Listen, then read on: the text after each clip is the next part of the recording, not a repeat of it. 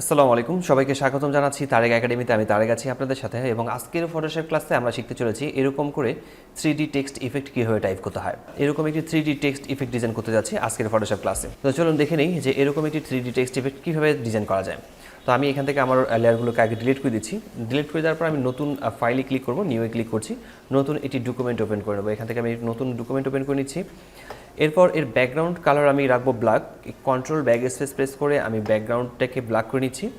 Type tool select করব। Type tool select করার পর আমি এখান থেকে ফন্ট সিলেক্ট করছি। আপনারা চাইলে এখান থেকে যে কোনো ফন্ট সিলেক্ট করতে পারেন, আমি এই ফন্টটিকে সিলেক্ট করছি। এরপর এখানে ক্লিক করার পর আমরা টাইপ করব, যেমন আমি এখানে টাইপ করছি ই। চেক মার্কে ক্লিক করে কন্ট্রোল টি প্রেস করে ফ্রি ট্রান্সফর্ম টুল সিলেক্ট করব এবং আমি এখান থেকে অল্টার শিফট প্রেস করে আমি এটাকে বড় করে নিচ্ছি।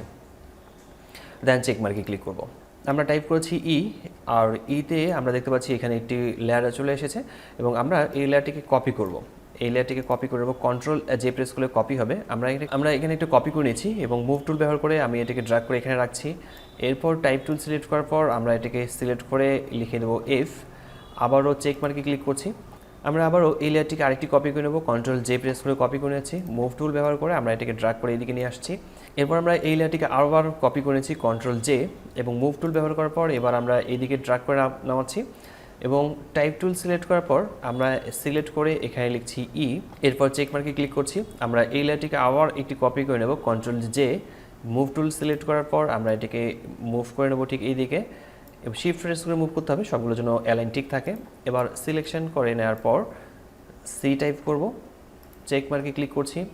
আবারও আমরা এই লেয়ারটিকে একটু কপি করে নেব, control J. Move tool click করার পর মুভ টুলসে ক্লিক করার পর আমরা এটিকে ড্র্যাগ করে নিচ্ছি এদিকে। এবার টাইপ টুল সিলেক্ট করার পর আমরা এখানে সিলেক্ট করে নেব, এবার টাইপ করব টি।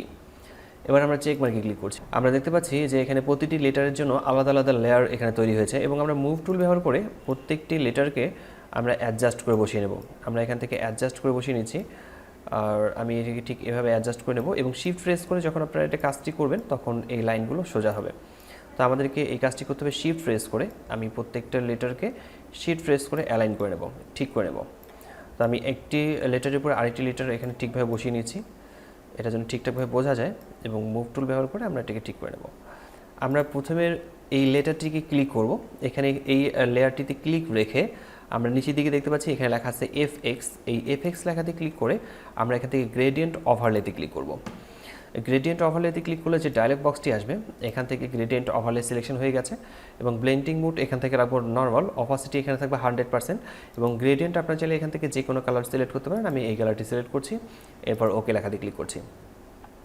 এরপর স্টাইল এখানে লিনিয়ার থাকবে এবং অ্যাঙ্গেল আমরা এখান থেকে 180 ডিগ্রি করে চেক মার্কে ক্লিক করবো। আর এখানে স্কেল থাকবে 100%, আর এই স্কেলটা মূলত 1000% পর্যন্ত বাড়ানো যায়।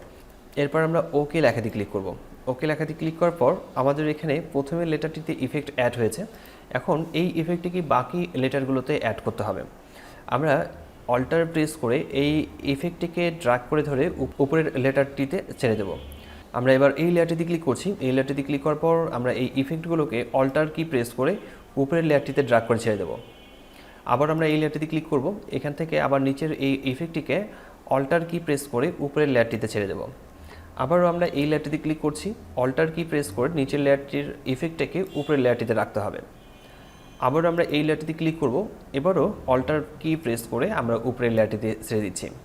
তো দেখতে পাচ্ছি যে প্রত্যেকটি লেটারে ইফেক্টগুলো অ্যাড হয়েছে।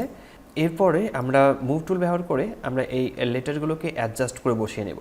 আমাদের যেখানে যেখানে রাখা দরকার সেখানে সেখানে আমরা অ্যাডজাস্ট করে লেটারগুলোকে একটির উপরে আরেকটি বসাবো। তো আমি এখান থেকে অ্যাডজাস্ট করে বসিয়ে নিচ্ছি। ঠিক এভাবে বসিয়ে নেওয়া হয়ে গেলে, ঠিকঠাকভাবে বসানো হয়ে গেলে আমরা প্রত্যেকটা লেয়ারকে সিলেক্ট করে নেব। আমি প্রত্যেকটা লেয়ারকে সিলেক্ট করে নিচ্ছি, কন্ট্রোল প্রেস করে জি প্রেস করে গ্রুপ করে নেব। তো ঠিক এভাবে আমরা খুব কম সময়ের মধ্যে 3D টেক্সট ইফেক্ট ডিজাইন করতে পারি। আশা করি বিষয়টি বুঝতে পেরেছেন। কোথাও সমস্যা হলে কমেন্ট বক্সে কমেন্ট করে জানাতে পারেন, আমি প্রতিটি কমেন্টে রিপ্লাই করি। আজকের টিউটোরিয়ালটি এখানে শেষ করছি। দেখা হচ্ছে ফটোশপের নতুন কোনো টিউটোরিয়ালে। ততক্ষণ পর্যন্ত ভালো থাকবেন, সুস্থ থাকবেন। ধন্যবাদ সবাইকে। আল্লাহ হাফেজ।